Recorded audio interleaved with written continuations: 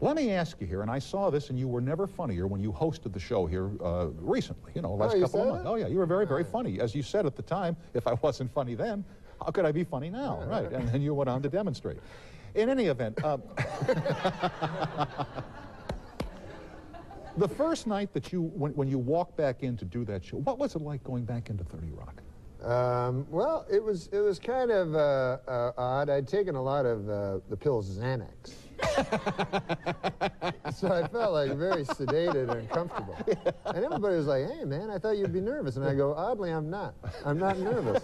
I don't know why. I want to take a look at the moment when after you'd gotten, you lost your job at Saturday Night Live, they then invited you back on to host, like 18 months later, right? Yeah, it was odd. Yeah, and you were kind of musing on stage in your introduction about what had happened, since you obviously weren't funny enough to be on the show, but now you're suddenly funny enough to host the show, and this was your explanation. I was ruminating. You were ruminating. Let's take a look at your explanation. You know, when the people here asked me to do the show, you know, I gotta say, I felt kind of weird, you know. I don't know if you remember this, but I used to actually be on this show, you know.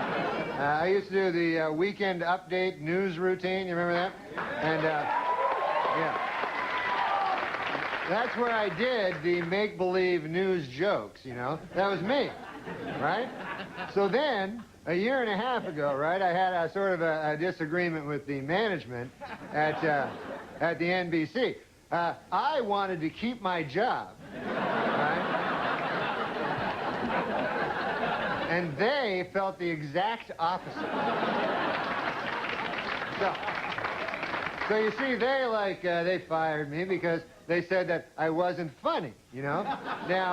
Now, with most jobs, I could have had a hell of a lawsuit on my hands for that, but see, this is a comedy show. So they got me, you know what? You know what? But now, this is the weird part, right? It's only a year and a half later, and now they asked me to host the show. So I wondered, I go, hey, wait a second here. Hey!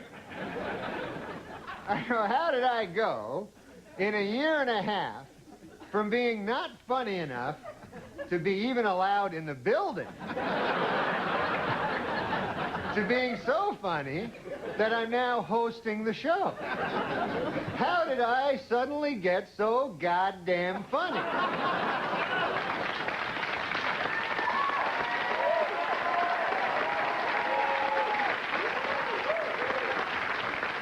It was inexplicable to me, because a year and a half, let's face it, is not enough time for a dude to learn how to be funny. Then it occurred to me, I haven't gotten funnier. The show has gotten really bad.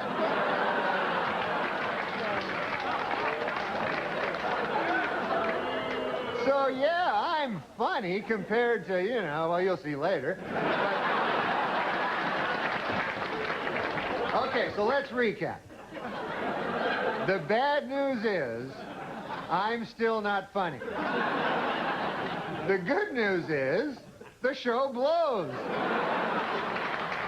All right, folks, we got a bad show for you tonight. Dr. Dre, Snoop Dogg, And then it's about to go down. We're here to stay and run this town. Bring in the heat, bring in the energy. We're the queens of the festival, can't you see? We're the queens of the festival, here to rule the stage. Dropping beats and make your body engage. From sunrise to sunset, we're taking it all. We're the festival queens standing tall. Ooh, yeah, ooh.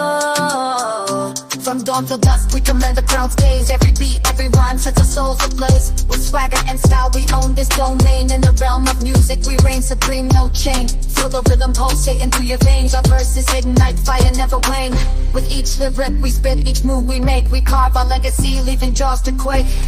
We're the queens of the festival, here to rule the stage. Dropping beats and make your body engage. From sunrise to sunset, we're taking it all. We're the festival queens standing tall. Ooh, I get it, ooh. No crown needed, our all's the crown jewel in the kingdom of sound. We never play the fool with beats as our scepters and rhymes as our decree. We're the sovereigns of rhythm for all to see. So bow down to the queens as we own the night. In the kingdom of music, we're the guiding light. From the first note to the last, we'll always be the festival queens, forever wild and free. Dog and M&M are here. We'll be right back.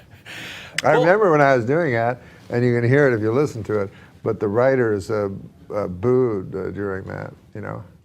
After not writing anything for the entire show, they booed. It's ballsy. It's a ballsy thing to do. I assume you wrote that. Did you run it by? I mean, you must run it by. You must do the dress rehearsal and run it by the producers and the writers. I was going to do. I was going to do a thing that I thought would be really cool, and I was talked out of it. But I was going to do the monologue and then leave and let them do the rest of the show by themselves, which I thought would be good for the show, because it would be, you know, they'd have to band together and, you know, work around the fact that the host wasn't there and stuff like that.